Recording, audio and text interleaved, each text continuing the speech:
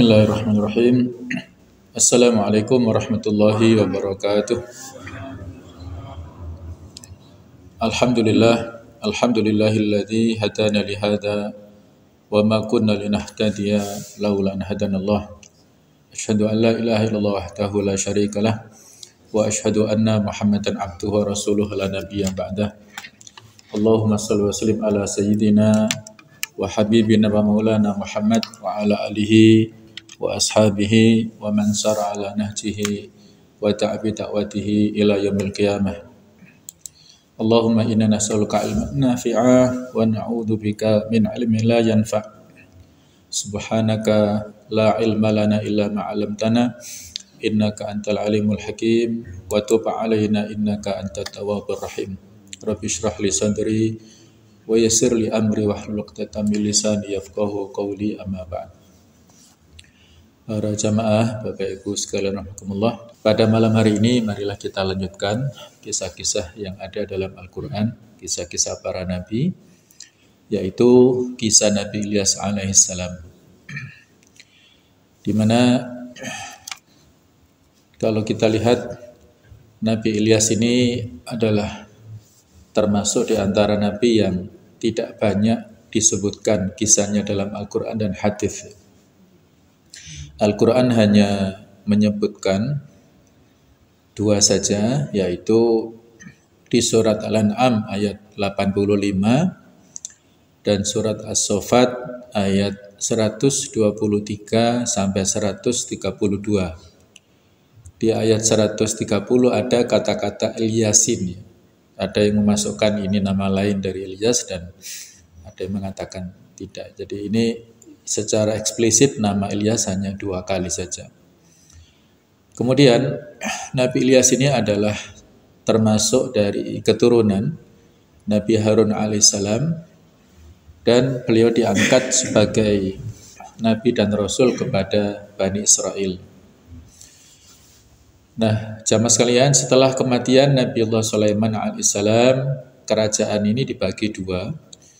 Ada kerajaan Israel yang berpusat ibu kotanya di Samaria, yaitu bagian utara, dan ada kerajaan Yehuda yang sebelah selatan. Raja Israel saat diutusnya Nabi Ilyas ini adalah bernama Ahab, yang mana dia ini adalah orangnya materialis, duniawi. Seluruh kerajaan telah jatuh ke gelombang kejahatan dan korupsi. Orang-orang yang mencoba untuk mengajarkan keesaan Allah, mengajarkan tauhid itu disiksa dan dibunuh oleh Raja Ahab ini.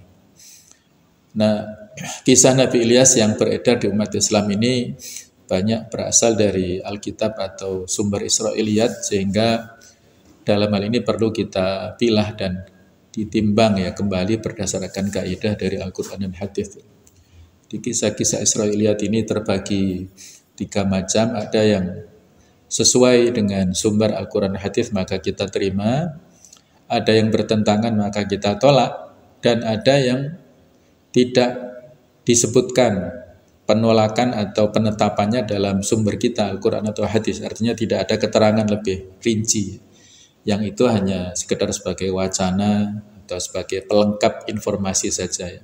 Tidak 100% kita yakini kebenarannya. Nah, terjadi perpecahan Bani Israel. Di dalam Alkitab disebutkan bahwasanya kerajaan Israel ini mengalami perpecahan pasca wafatnya Nabi Sulaiman alaihissalam. Dari 12 suku Bani Israel, hanya 2 suku yang tetap setia terhadap kepemimpinan Rehabim putra Sulaiman, yaitu suku Yehuda dan suku Benyamin. Jadi 12 suku ini adalah berasal dari 12 putra Nabi Yakub. Nabi Yakub nama lainnya adalah Israel. Jadi dari 12 suku itu yang eksis sampai saat itu adalah 2 suku, yaitu Yehuda dan Benyamin saja. Nah, inilah kurang lebih silsilah dari Raja Tolut yang sudah kita ceritakan, ya. Jadi Raja Tolut ini diangkat oleh Nabi Samuel sebagai Raja Bani Israel Kemudian sepeninggalnya diwariskan kerajaannya kepada Nabi Dawud alaihissalam, dan sepeninggal Nabi Dawud diwariskan kepada putranya yaitu Nabi Sulaiman alaihissalam. Nah, sejak putranya Nabi Sulaiman ini mewarisi kerajaan, yaitu Rehabim ini mengalami perpecahan, yaitu kerajaan Yehuda yang berpusat di Yerusalem di sebelah selatan, sementara kerajaan Israel ini yang berpusat atau beribu kota Samaria sebelah utara. Nah, ini kurang lebih silsilah singkat supaya lebih memberikan gambaran kepada kita. Nah, sedangkan 10 suku yang lain, tadi kita sebutkan 2 suku yang eksis, adapun 10 suku yang lain ini memberontak dan mendirikan kerajaan baru di sebelah utara Yerusalem. Karena berasal dari suku mayoritas Bani Israel, 10 dari 12. Kerajaan di utara tersebut disebut kerajaan Israel yang ibu kotanya adalah Samaria.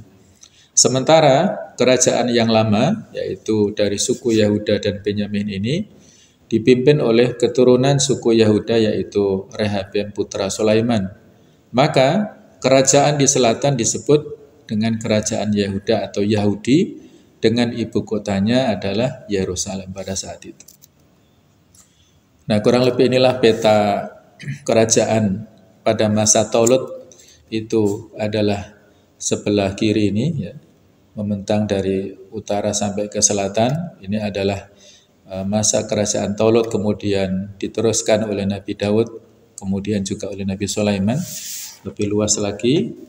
Nah, pada masa perpecahan di masa Rehabim inilah menjadi 2 kerajaan utara ini, yaitu yang berpusat di Samaria dan yang di selatan ini berpusat di Yerusalem ini. Jadi ini kurang lebih petanya. Kalau yang 2 ini adalah diteruskan oleh 2 suku, kemudian yang utara adalah oleh 10 suku yang semuanya adalah sebenarnya anak-anak dari Israel atau Nabi Yakub alaihissalam.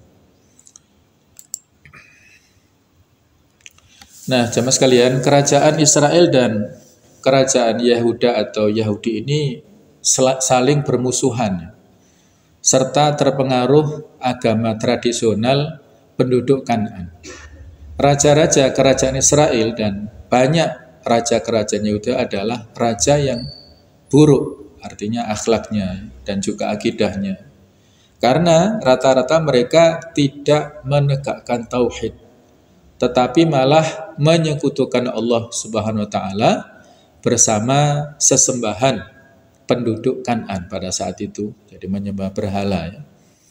Karena di antara 2 kerajaan tersebut yang paling parah adalah kerajaan Israel, yaitu bagian sebelah utara, maka Nabi Ilyas itu diutus untuk berdakwah kepada penduduk kerajaan Israel ini yang berpusat di Samaria itu. Dari sisi akidahnya lebih rusak, dari sisi akhlaknya juga demikian, maka diutuslah Nabi Ilyas untuk mendakwahkan kembali kepada tauhid dan kembali kepada akhlak yang baik. Tantangannya tapi berat sekali yang dihadapi oleh Nabi Ilyas ini. Nah, pada saat itu ada sepasang berhala, ya, yang namanya Baal dan Astoret ini. Ini Baal ini seolah-olah adalah berhala yang jantannya dan yang pasangannya, yang betinanya adalah Astoret ini. Nah, sekilas kesamaan kisah Nabi Ilyas dalam Al-Quran dan Alkitab adalah kisah dakwah Nabi Ilyas pada kaumnya agar mereka tidak menyembah berhala yang bernama Baal ini. Ini diabadikan di surat As-Saffat, wa inna Ilyasa laminal mursalin. Dan sungguh Ilyas itu benar-benar termasuk seorang rasul di antara rasul-rasul yang lain. Id qala liqaumihi ala tattaqun. Ingatlah ketika dia berkata, berdakwah kepada kaumnya, mengapa kalian tidak bertakwa, kalian tidak takut kepada Allah Tuhan kalian? Atad'una ba'la wa tadharuna ahsanal khaliqin. patutkah kamu menyembah Ba'al ini dan kamu tinggalkan Allah sebaik-baik pencipta? Jadi dalam bahasa Arabnya Ba'la, tapi dalam bahasa mereka disebut Ba'al ini. Jadi langsung ya, ini memberikan informasi yang valid kepada kita bahwa sesembahan yang disembah, yang diagung-agungkan oleh kaumnya Nabi Ilyas ini adalah Ba'la atau Ba'al. Mereka berdoa menyembah kepada Ba'la atau Ba'al ini watadharuna, dan mereka meninggalkan ahsanal khaliqin, Allah Ta'ala sebaik-baik pencipta yang memberikan rezeki, memberikan segala yang dibutuhkan oleh manusia, yang memberikan perlindungan dan semuanya, tetapi justru memilih berhala yang tidak mampu memberikan manfaat dan menolak bahaya sama sekali. Itulah potret kesyirikan dan kebodohan yang dialami oleh penduduk Bani Israel pada saat itu. Nah, sama sekalian, menurut keyakinan mereka, Ba'al adalah dewa hujan dan petir menurut bangsa Kanaan itu. Kepercayaan ini terinspirasi dari dewa Hadad Mesopotamia dan menginspirasi hadirnya dewa Zeus di Yunani dan dewa Jupiter di Romawi. Ba'al ini dianggap memiliki pasangan yang bernama Astoret atau Asyera, yaitu dewi kesuburan menurut bangsa Kanaan. Kepercayaan ini terinspirasi dari Dewi Istar Mesopotamia dan menginspirasi hadirnya Dewi Aphrodite di Yunani dan Dewi Venus di Romawi. Nah, itulah keyakinan bangsa-bangsa dulu ya. Ada dewa yang memiliki spesialis di bidang tertentu. Ya, kalau Ba'al ini adalah hujan. Karena pada saat itu ada kaitannya ya. Mereka sangat meyakini bahwa hujan dan kesuburan adalah hal yang sangat dibutuhkan oleh peradaban di masa lalu. Ini, mereka sangat tergantung dengan hujan supaya bisa mengairi tanaman dan tumbuh-tumbuhan yang mereka miliki untuk makan sehari-hari. Kesuburan juga demikian. Sehingga dewa yang dianggap berperan mengatur hujan dan kesuburan pun menempati posisi penting di masyarakat pada saat itu. Dalam Alkitab, sebutan Nabi Ilyas ini adalah Elia atau Elijah. Dalam kitab 1 Raja-Raja disebutkan Ahab bin Omri ini memerintah 22 tahun lamanya kepada Bani Israel di Samaria. Ahab bin Omri ini melakukan apa yang jahat di mata Tuhan. Ia pergi beribadah kepada Baal, maksudnya adalah menyembah, mengagung-agungkan Baal dan sujud menyembah kepadanya. Kemudian ia membuat mesbah atau Baal itu di kuil Baal yang didirikannya di Samaria. Sesudah itu Ahab membuat patung Asyera sehingga ia menimbulkan sakit hati Tuhan pada saat itu. Intinya kesyirikan dan juga penyimpangan akidah yang dilakukan oleh Ahab ini luar biasa. Ya, saat itu kedzalimannya luar biasa. Nah, jemaah sekalian, Ibnu Katsir dalam kitab tafsirnya mengutip riwayat dari Wahab bin Munabbih. Wahab bin Munabbih adalah seorang tabi'in yang murid daripada Abdullah bin Umar yang memang spesialis di bidang Israiliyat, memiliki pengetahuan yang luas tentang itu. Walaupun memang ya riwayat-riwayat yang disampaikan ada catatan-catatan yang menurut ulama, tapi ya sekedar wacana bisa ya kita ambil. Disebutkan di sini bahwa Nabi Ilyas ini diutus kepada Bani Israel yang menyembah berhala Baal. Nabi Ilyas kemudian berdoa kepada Allah agar menahan hujan dari mereka tidak tanggung-tanggung ya, selama 3 tahun. Nah, bukan 3 hari, 3 pekan atau 3 bulan ya. Doanya Nabi Ilyas ini mohon supaya Allah menahan hujan, tidak menurunkannya selama 3 tahun. Nah, jadi lama sekali. Nah, dalam kitab versi ya dari orang-orang Israel, dari Nasrani, kemudian disebutkan bahwa setelah 3 tahun tidak diturunkan hujan ini, Nabi Ilyas menantang kepada tokoh-tokoh agama, para penyembah Baal dan Asyera ini untuk berkorban dan berdoa di Gunung Karmel. Siapa yang korban dan doanya berhasil mendatangkan hujan, maka dialah yang benar. Jadi mirip kisahnya Qabil dan Habil itu. Ada kemiripan lah di sini ya. Si Nabi Ilyas ini menantang supaya masing-masing membawa kurban yang terbaik. Jadi lembunya disembelih, kemudian dagingnya itu ditaruh di atas kayu di puncak Gunung Karmel ini. Masing-masing begitu ya. Nabi Ilyas memberikan kurban yang terbaik seperti itu.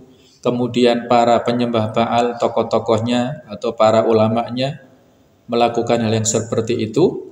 Nanti siapa yang dagingnya ini disambar oleh api dari langit dan sampai habis, maka itulah yang menunjukkan bahwa kurbannya diterima oleh Tuhan ya. Seperti itu. Jadi mirip, kisahnya mirip seperti Qabil dan Habil itu ya. Nah, dilakukan seperti itu ya. Nah, jemaah sekalian, ternyata kurban dan doa para penyembah Baal dan Asyera ini gagal. Tidak bisa termakan api dari langit itu. Sedangkan kurban dan doa Nabi Ilyas inilah yang berhasil. Jadi kurbannya Nabi Ilyas, lembu yang telah dikorbankan itu disambar oleh api dari langit dan sampai habis. Dan pada saat itu sebelum disambar itu bahkan malah dikasih air. Jadi dagingnya kemudian kayunya itu dilumuri oleh air, dilumuri dengan air oleh Nabi Ilyas ini.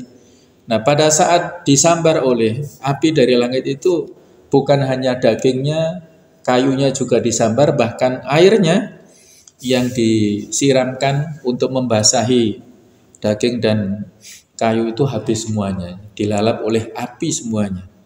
Maka setelah itulah Nabi Ilyas memohon kepada Allah Ta'ala supaya Allah menurunkan hujan. Maka tidak lama kemudian turunlah hujan dari langit dengan sangat hebat, sangat lebat hujan turunnya itu. Nah, saat itulah rakyat yang menyaksikan, yang melihat kejadian itu, langsung mereka mendapatkan hidayah, sujud dan menyatakan keimanannya kepada Allah. Sedangkan para tokoh agama penyembah Baal dan Asyera ini kemudian ditangkap dan disembelih di sungai Kison. Nah, saat itu ada kejadiannya seperti itu ya. Raja Ahab sendiri tetap dalam keingkarannya sampai dia mati, tidak mendapatkan hidayah dari mukjizat yang telah ditunjukkan oleh Nabi Ilyas, tapi berada dalam kesombongannya, dalam kedzalimannya, ya sama seperti Fir'aun, ya seperti Namrud dan lain-lainnya. Tokoh-tokoh raja-raja yang sombong, mereka susah untuk mendapatkan hidayah, mendapatkan kebenaran ini. Nah, Raja Ahab juga seperti itu ya. Nah, jamaah sekalian, kalau kita lihat tentang beberapa mukjizat yang dimiliki oleh Nabi Ilyas ini, diantaranya yang disebutkan oleh Ibnu Arabi, yaitu beliau dengan izin Allah tentunya ya, seperti dengan yang dimiliki Nabi Isa alaihissalam ya, beliau dapat membangkitkan orang yang sudah mati. Ketika musim kemarau yang sangat panjang, Nabi Ilyas bertemu dengan seorang wanita tua yang sedang membawa sedikit air dan gandum. Air dan gandum tersebut akan diberikan kepada anaknya yang sedang saat itu sangat lapar ya. Kemudian Nabi Ilyas meminta kepada wanita tersebut untuk membawa air dan gandum kepadanya. Nabi Ilyas kemudian berkata bahwa air dan gandum tersebut akan selalu ada atas izin Allah. Akhirnya wanita tersebut menghampiri Nabi Ilyas dan membawa sedikit air dan gandum. Tidak lama kemudian, ucapan Nabi Ilyas ini dibenarkan oleh Allah. Ternyata air dan gandum yang dibawa wanita tua tersebut meskipun sudah dimakan kembali penuh lagi. Namun sayangnya sang anak ini meninggal terlebih dahulu sebelum dapat memakan apa yang dibawa oleh ibunya. Kejadian itulah membuat wanita yang sudah tua tersebut sangat sedih, sehingga Nabi Ilyas berdoa kepada Allah agar menghidupkan kembali anak dari wanita tua tersebut, Allah mengabulkan doanya Nabi Ilyas, dan anak dari wanita tua itu pun kembali hidup sehingga bisa memakan apa yang dibawa oleh ibunya. Jadi saat itu di antara versi yang lain kejadiannya wanita inilah yang menolong kepada Nabi Ilyas yang saat itu dalam pelarian ya, karena diusir dari kampungnya saat itu. Pada saat Nabi Ilyas beristirahat di gua, kemudian dalam perjalanan terus ya, itu tidak ada yang menolongnya. Nah, wanita inilah yang menolong, memberikan tempat di rumahnya yang ala kadarnya ya. Jadi saat itu karena wanita ini telah memberikan pertolongan kepada Nabi Ilyas, didoakan ini ya, air gandumnya menjadi terus ya, tidak habis-habisnya untuk bisa bertahan hidup terus, dan ternyata putranya ini wafat, maka didoakanlah oleh Nabi Ilyas dan hidup kembali. Menurut riwayat, Allahu alam kebenarannya ya, bahwa si anak yang dihidupkan dengan izin Allah tentunya ya, Allah menghidupkan kembali atas doanya Nabi Ilyas ini, itulah Nabi Ilyasa nantinya, Allahu alam, yang murid daripada Nabi Ilyas dan akhirnya nanti melanjutkan risalahnya, yaitu Nabi Ilyasa itu, Allahu alam. Memang versinya macam-macam ya dalam hal ini, ya kita terima ya, dan Allah alam sejauh mana tingkat validasinya ya, Allah alam.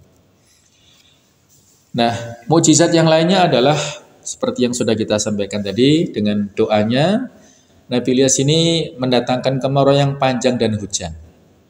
Nabi Ilyas memiliki mukjizat yang mampu mendatangkan kemarau panjang dan hujan atas izin Allah.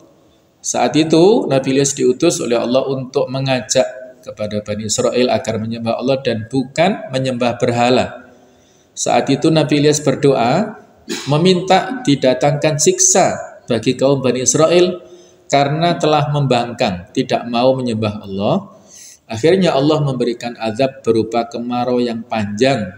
Nah, setelah kemarau panjang tersebut Allah mendatangkan hujan berkat doa Nabi Ilyas yang tadi sudah kita singgung dengan semacam sayembara ya, yang akhirnya dimenangkan oleh Nabi Ilyas tersebut. Nah, keistimewaan atau mukjizat yang lain, Nabi Ilyas ini mampu bertahan hidup dalam kemarau yang panjang. Meskipun terjadi kemarau yang sangat panjang, Nabi Ilyas dapat bertahan hidup dengan pertolongan yang Allah berikan. Waktu itu dalam pelariannya, karena dia diusir dan dikejar-kejar oleh Bani Israel, akan dibunuh. Waktu itu Nabi Ilyas bersembunyi di gua. Atas izin Allah ada seekor burung gagak yang membawakan makanan untuk Nabi Ilyas pada saat beliau tengah bersembunyi di dalam gua. Inilah ya. Jadi sebuah kejadian yang itu tentunya atas takdir Allah Ta'ala. Allah yang menyuruh kepada burung gagak untuk memberikan makanan, dan tentunya bukan hanya 1-2 kali ya, beberapa kali. Saya belum mengecek berapa hari Nabi Ilyas ini bersembunyi di gua ya, tapi tentunya lama ya. Jadi saat itu bisa bertahan dalam kemarau yang panjang atas pemberian ya, makan seekor burung gagak, tentunya atas perintah Allah Subhanahu wa taala. Kemudian mukjizat yang lainnya adalah selamat dari kejaran istri Raja Ahab yang kejam. Saat istri dan Raja Ahab mengetahui bahwa berhala yang disembahnya itu telah dihancurkan oleh Nabi Ilyas, maka istri Raja Ahab ini sangat marah dan bersumpah akan menangkap serta membunuh Nabi Ilyas ini. Maka istri Raja Ahab dan prajuritnya pun mencari keberadaan Nabi Ilyas. Yang tadi sudah kita ceritakan, saat itu beliau tengah bersembunyi di dalam gua, dan akhirnya persembunyiannya telah diketahui oleh istri Raja Ahab ini. Ketika hendak melakukan aksinya untuk membunuh Nabi Ilyas, maka Allah mendatangkan azab berupa gempa bumi yang sangat dahsyat sehingga membuat istri Raja Ahab ini dan prajuritnya tertimpa longsor dari gunung. Gunung-gunung bergetar, kemudian bumi pun juga terbelah, dan akhirnya tewas orang-orang yang zalim, orang-orang kafir itu dihancurkan oleh Allah Ta'ala dengan longsor. yaitu gempa bumi yang sangat dahsyat ya. Inilah ketika Allah Ta'ala berkuasa untuk menghancurkan orang-orang yang zalim, orang-orang yang kafir ya, yang tidak mengikuti perintah para rasulnya, tidak memenuhi aturan-aturan yang telah disampaikan lewat para rasulnya, dan berlaku zalim sewenang-wenang, seolah-olah mereka yang sangat berkuasa. Allah dengan mudahnya menghancurkan orang-orang yang seperti itu ya. Dan itu sudah banyak terjadi di kaum-kaum umat-umat sebelumnya. Berikutnya adalah tentang keistimewaan Nabi Ilyas alaihissalam. Kalau tadi tentang mukjizat, mukjizat itu adalah hal luar biasa untuk membuktikan kerasulannya supaya umatnya percaya. Kalau ini adalah tentang keistimewaan, yaitu kelebihannya. Dalam hal ini akhlaknya dan juga ibadahnya.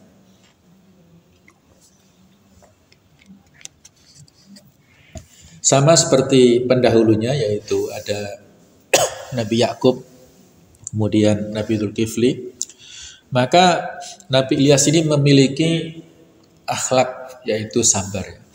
Beliau diberikan keistimewaan Allah Ta'ala berupa kesabaran yang sangat tinggi, terutama pada saat menghadapi kaum Bani Israel yang selalu membangkang pada ajaran yang Nabi Ilyas sampaikan dan selalu menentang ajaran Allah Subhanahu wa Ta'ala. Dengan kesabaran yang kuat, akhirnya Nabi Ilyas dapat menjalankan dakwahnya dengan lancar ya. Sabar inilah penting ya. Modal utama sebagai seorang dai dalam menghadapi berbagai macam tantangan, rintangan adalah sabar. Sebagaimana Rasulullah SAW bersabar menghadapi berbagai macam intimidasi dari orang-orang Quraisy ya. Bahkan pada saat beliau mendakwahkan Islam ke Taif, mendapatkan sambutan yang sangat keras ya, dilempari batu oleh orang-orang Taif sampai beliau berdarah-darah. Ketika malaikat menawarkan untuk menimpakan azab kepada orang-orang Taif dengan mengangkat gunung ditimpakan kepada mereka, beliau nggak mau. Beliau bersabar dan mudah-mudahan walaupun pada saat ini mereka belum menerima dakwah Islam, bisa jadi nanti anak cucunya yang menerima dakwah Islam. Dan doanya Nabi itu terkabul ya. Tidak lama setelah Fathu Makkah, orang-orang Taif banyak yang berbondong-bondong masuk Islam. Walaupun sebagian menentang sehingga terjadi perang Hunain ya, tapi sebagian besar akhirnya masuk Islam ya. Itulah yang digambarkan oleh Allah Ta'ala di surat An-Nasr, wa ra'aitan nasa yadkhuluna fi dinillahi afwaja. Setelah Fathu Makkah itu orang-orang sudah nggak takut lagi masuk Islam. Kalau sebelumnya, sebelum Fathu Makkah, orang-orang masih malu, masih takut, masih gengsi masuk Islam. Tapi setelah Fathu Makkah justru masuk Islam sebagai kebanggaan. Nah, itulah kalau kita berdakwah di satu tempat masih banyak kendala, masih banyak rintangan, berarti belum futuh ya. Kita belum mengalami Fathu Makkah itu. Nanti kalau sudah Fathu Makkah, ya dalam tanda kutip tentunya, maka orang-orang akan gembira dan juga mereka bangga ya ketika mengikuti dakwah Islam ini. Kemudian akhlak ataupun keistimewaan beliau yang kedua adalah taat dalam hal beribadah. Taat beribadah, Nabi Ilyas ini adalah sosok yang taat dalam beribadah kepada Allah. Beliau selalu mematuhi ajaran yang diperintahkan Allah dan selalu menjauhi larangannya. Dalam perjalanan hidupnya, Nabi Ilyas selalu mengutamakan beribadah dan meninggalkan keduniawian. Jadi fokus, walaupun tata caranya tentunya berbeda dengan sholat kita, ya dengan puasa kita persis ya, tidak persis seperti kita, tapi intinya adalah sama dengan Nabi dan Rasul dan juga para malaikatnya. Mereka adalah ahlul ibadah, orang-orang yang dekat kepada Allah Ta'ala dalam takarubnya, dalam penghambaannya. Mereka totalitas ya, menghambakan diri hanya kepada Allah Ta'ala dan tidak terpaut hatinya oleh dunia, oleh hal-hal yang kaitannya dengan dunia. Kemudian keistimewaan lainnya adalah suka menolong kepada sesama. Nabi Ilyas ini diberikan keistimewaan Allah Ta'ala berupa hati yang lapang dan suka menolong kepada sesama manusia. Orang-orang yang telah menyakiti dan mencoba membunuhnya pun tetap ia tolong dengan penuh keikhlasan. Pada saat ya tadi ketemu dengan ibu-ibu yang menolongnya, nah dibalas kebaikannya dengan mendoakan kebaikan kepada ibu ini, dan ketika anaknya tadi didoakan juga yang wafat menjadi hidup kembali dengan izin Allah, dan juga orang-orang yang mencoba untuk menyakitinya, membunuhnya pun tetap diberikan perlakuan yang baik. Nah, inilah akhlak seorang Rasul ya, yang luar biasa, yang pada saat menerima berbagai macam intimidasi, perlakuan yang tidak baik dari musuh-musuhnya terus berlapang dada. Di antara contoh yang bisa kita ambil hikmahnya adalah bagaimana akhlak yang dimiliki oleh Rasulullah SAW. Beliau yang sering sekali diberikan kata-kata yang tidak baik ya, oleh seorang nenek-nenek tua yang Yahudi, yang dia ini buta, tidak bisa melihat, setiap harinya mencaci maki Nabi Muhammad SAW biasanya di pasar, ya duduk di pasar dan mencaci maki. Nah, pada saat ya setiap harinya Nabi SAW menghampiri wanita tua ini dan memberikan makanan kepadanya, ya. Disuapi, dan itu dengan kelembutan yang luar biasa.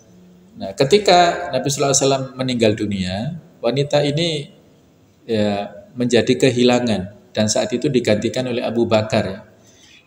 Ternyata wanita ini merasakan perbedaannya. Biasanya yang menyuapi tidak seperti ini. Mana temanmu? Kata Abu Bakar, temanku itu telah meninggal. Siapa dia? Kata Abu Bakar, dia adalah orang yang setiap harinya kamu caci maki, yang kamu hina-hina itulah. Apakah dia Muhammad? Betul, ya dialah Rasulullah Muhammad, sudah meninggal. Ternyata ya itulah kehilangan. Jadi rupanya Nabi SAW pada saat menyuapi itu bukan sekedar menyuapi, tapi karena ibu ini sudah tua ya, giginya sudah ompong barangkali ya, maka Nabi itu Masya Allah ya, mengunyah dulu, roti yang keras itu dikunyah dulu, setelah itu baru diberikan kepada wanita ini. Subhanallah ya, betapa beruntungnya wanita ini ya, mendapatkan sisa ataupun suapan makanan habis dikunyah oleh Rasul mulia, manusia mulia sedunia, Rasulullah SAW ini. Akhirnya wanita ini menangis, menyesali atas kesalahannya dan mengucapkan 2 kalimat syahadat ya. Jadi masuk Islam pada saat itu. Nabi juga berlapang dada dengan seorang gembong munafikin, Abdullah bin Ubay bin Salul. Dia adalah tokoh Yahudi yang pura-pura masuk Islam pada saat Rasulullah berhijrah ke Madinah. Para sahabat eksis di Madinah, tidak ada pilihan lain bagi Abdullah bin Ubay itu kecuali pura-pura masuk Islam, karena dia kalau masih berada pada kekafirannya nggak punya teman. Karena pada saat itu dia ini diproyeksikan semacam wali kota atau gubernurnya Madinah ya, pimpinan kepala suku di sana, tapi tergeser kedudukannya oleh keberadaan Nabi SAW dan para sahabat yang saat itu hijrah ke Madinah. Jadi pura-pura masuk Islam, tapi terus merongrong kaum muslimin yang ada di Madinah. Setiap kali ada peperangan, memprovokasi supaya kaum muslimin tidak berangkat perang. Dan puncaknya ya pada saat perang Tabuk ya, pada tahun 9 Hijriah, akhir-akhir ya dakwah Islam itu, setelah Fathu Mekah ini, itu ya banyak dikupas di surat At-Taubah ya. Surat At-Taubah ini memiliki nama di samping surah At-Taubah juga surah Al-Bara'ah, yang berarti pemutusan hubungan dengan orang-orang kaum musyrikin, dan juga memiliki nama lain Al-Fadhihah. Artinya adalah menyingkap kebusukan watak orang-orang munafik yang ada di Madinah. Jadi hampir seperti isi surat At-Taubah ini tentang menyingkap kebusukan orang-orang Yahudi yang pura-pura masuk Islam, yaitu orang-orang munafik ini. Jadi pada saat perang Tabuk mereka memprovokasi supaya kaum muslimin nggak berangkat. Padahal ini perang yang sangat berat ya, disebut Yaumul Usr, hari yang sulit karena perjalanannya jauh ya. Antara Madinah dan Tabuk ini 700 km, kurang lebih sini Bekasi sana lah, hampir ke Jakarta. Sini Jakarta 746 kilo. Nah, perang Tabuk itu sejauh itu di utara Madinah. Cuaca sangat panas, paceklik, kemudian musuh pun sangat kuat, perjalanan sangat jauh ya. Jadi peperangan yang luar biasa, sangat berat. Nah, jadi saat itu perjalanannya saja 1 bulan, 15 hari berangkat, 15 hari pulang. Keberadaan Nabi dan para sahabat di Tabuk itu 20 hari. Jadi total pulang pergi itu 50 hari. Satu event peperangan, coba kita bayangkan, itu butuh waktu 50 hari. Nah, bagaimana keperluan untuk berangkat ke sana ya. Unta pun, kuda pun juga sangat terbatas ya. Jadi bergantian, tidak satu orang naik kuda, naik unta, enggak. Dikabarkan satu unta atau satu kendaraan itu bergantian, kurang lebih 18 orang gantian untuk naik itu ya. Jadi luar biasa. Nah saat itu kebetulan di Madinah itu sudah mau panen kurma-kurma. Ini juga tantangan, meninggalkan harta yang mau panen ini tantangan tersendiri ya. Kalau sudah mau panen ini kan enak nanti ya. Jadi kaum musyrikin saat itu memprovokasi supaya nggak ikut perang Tabuk dan lain sebagainya, termasuk Abdullah bin Ubay ini, pokoknya permuasannya luar biasa lah ya. Tetapi jamaah sekalian, anehnya itu pada saat Abdullah bin Ubay ini meninggal dunia, putranya kan masuk Islam ya, namanya juga akhirnya dinamakan Abdullah bin Abdullah lah. Jadi putranya masuk Islam dan sebelumnya pernah menawari, ya Rasulullah, kalau seandainya Anda mengizinkan, saya akan potong gitu ya. Akan saya bunuh ayah saya bawa kepalanya gitu. Maksudnya saya bunuh kalau Anda mengizinkan. Tapi Rasulullah nggak mengizinkan ya. Jangan, nanti jadi fitnah.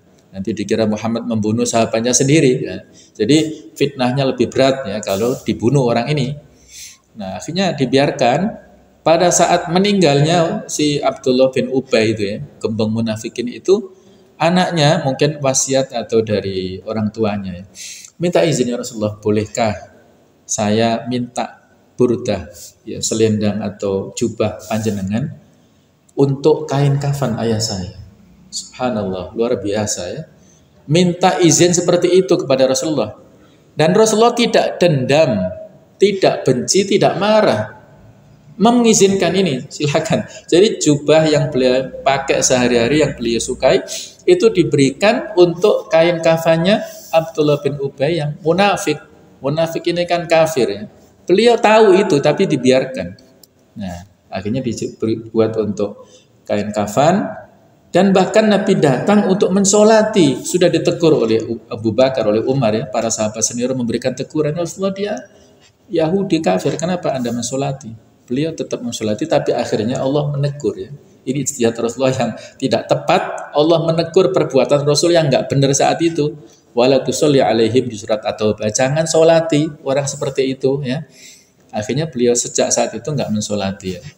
Jadi sepulang dari perang Tabuk itu ya, beliau istirahat di satu tempat. Terjadi kegaduhan.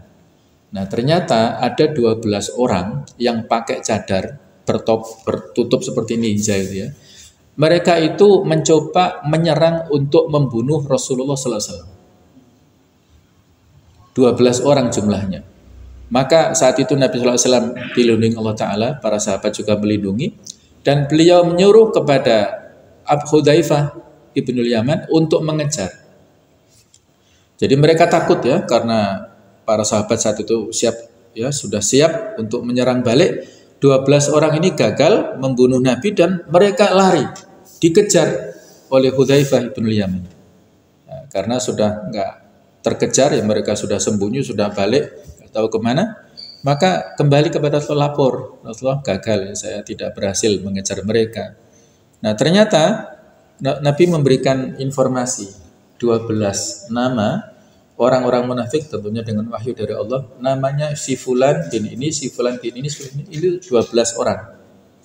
Disuruh untuk menyimpan nama ini kepada Hudzaifah bin Yaman, jangan diberitahukan kepada siapapun, baik Nabi masih hidup atau sudah meninggal nanti.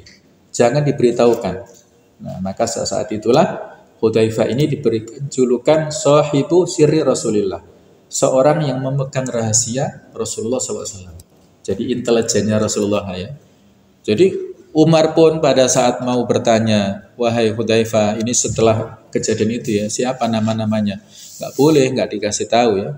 Kemudian sampai pertanyaan terakhir, apakah aku masuk dalam 12 orang atau orang-orang munafik itu? Enggak masuk, ya, enggak masuk.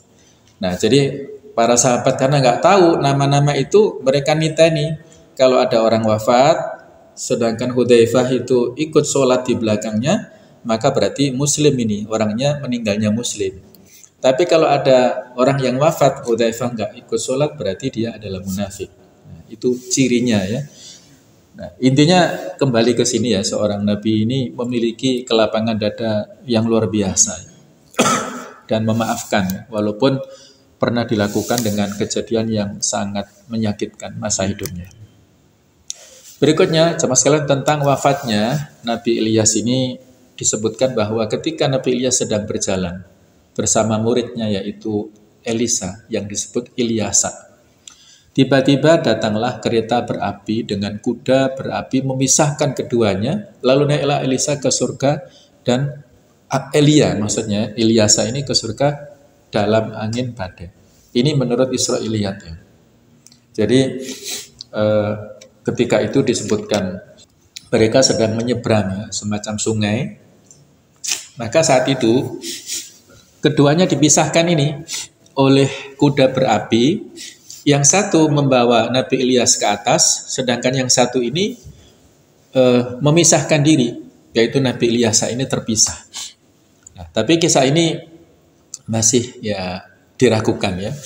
Kisah diangkatnya Nabi Ilyas ke surga dalam keadaan hidup ini tidak disebutkan dalam Al-Quran dan Hadis. Namun kisah ini turut memunculkan hadis-hadis palsu yang menyatakan bahwa Nabi Ilyas masih hidup sampai saat ini.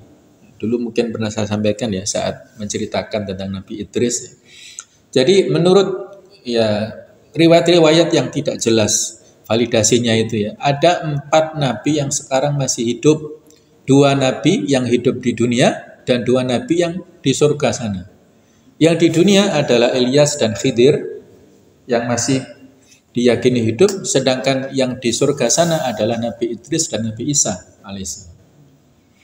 Nah, ini riwayat yang memang tidak bisa kita pastikan ya kebenarannya, Allahu a'lam bishawab. Nah, jadi yang pasti adalah Nabi Isa ya, yang nantinya itu akan turun untuk membunuh Ad-Dajjal ya.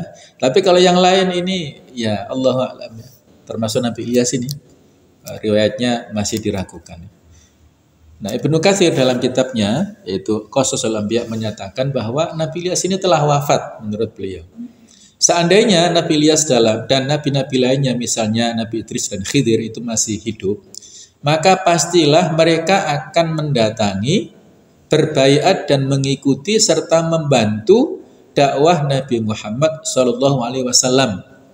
Nah, harusnya begitu. Kemana mereka pada saat Nabi hijrah yang luar biasa tantangannya? Kemana mereka pada saat Nabi berperang ya melawan musuh-musuh Allah yang luar biasa?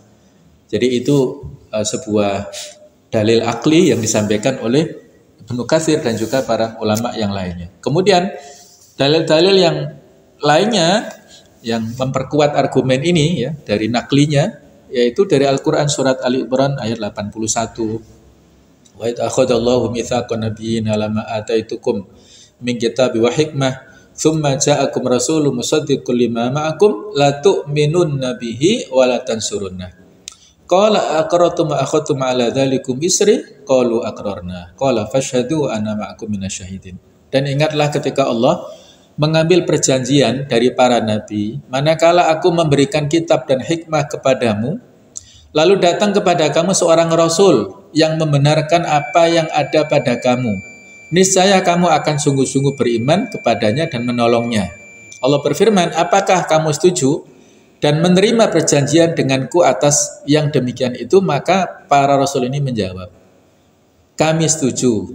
Allah berfirman, kalau begitu bersaksilah kamu, yaitu para nabi, dan aku menjadi saksi bersama kalian semuanya. Nah ini ya maksudnya harusnya mereka yang masih hidup berbaiat kepada Rasulullah SAW. Kemudian juga dalam hadis yang lain, Nabi mengatakan, law anna Musa sallallahu alaihi wasallam kana hayyan ma wasi'ahu illa an yattabi'ani. Seandainya Nabi Musa itu masih hidup, maka tidak ada jalan lain selain dia mengikutiku. Walaupun dia seorang Nabi dan Rasul, tapi waktunya sudah terbatas, sudah lewat risalahnya. Jadi Rasul dan Nabi yang sebelumnya itu terbatasi oleh waktu dan tempat hanya untuk di sana. Tapi kalau Rasulullah itu untuk seluruh alam ya. Wa ma arsalnaka illa rahmatan lil alamin. Ini hanya permisalan ya. Nabi Musa ini permisalan saja, bisa dikiaskan kepada yang lainnya, termasuk Nabi Isa pada saat turun ke dunia menghancurkan salib-salib dan membaiat, menyetujui, mengikuti risalah Islam. Bukan risalah Kristen ya, tapi mengikuti risalah yang dibawa oleh Nabi Muhammad Sallallahu Alaihi Wasallam.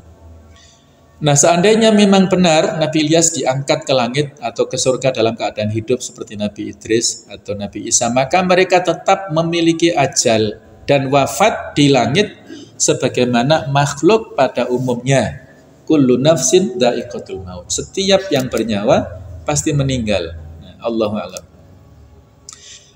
Karena dalam ayat disebutkan wa ma ja'alna li basyarin min qablikal khulda afa imitta fahumul khalidun. Dan kami tidak menjadikan hidup abadi bagi seorang manusia sebelum engkau Muhammad, maka jika engkau wafat, apakah mereka akan kekal? Nah, sama-sama manusianya juga wafat ya. Sedangkan mengenai Nabi Isa yang juga diangkat ke langit dalam keadaan hidup, maka hal ini terdapat dalil yang menyebutkan bahwa Nabi Isa akan diturunkan kembali di akhir zaman untuk membunuh Dajjal. Yaitu dalam hadits fayab'atullahu Isa bin Maryam fayatlubuhu fayuhlikahu. Lalu Allah mengutus Isa bin Maryam, ia mencari Dajjal dan akhirnya membunuhnya. Sehingga saat ini Nabi Isa masih hidup di langit dalam kondisi sebagaimana Ashabul Kahfi ditidurkan dalam gua. Kalau Nabi Ilyas itu dalam riwayat tadi dimati, maksudnya diangkat ya, menurut versi mereka usia 60-an.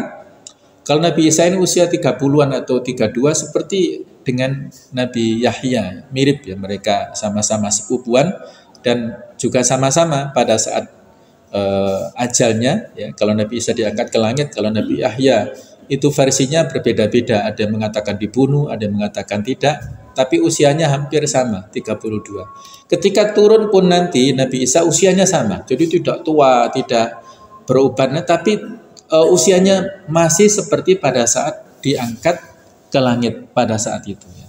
Dan punya semangat muda untuk membunuh Dajjal itu. Allahu a'lam. Inilah Mas sekalian kisah tentang Nabi Ilyas dan keistimewaannya, dakwah yang luar biasa, akhlak yang luar biasa.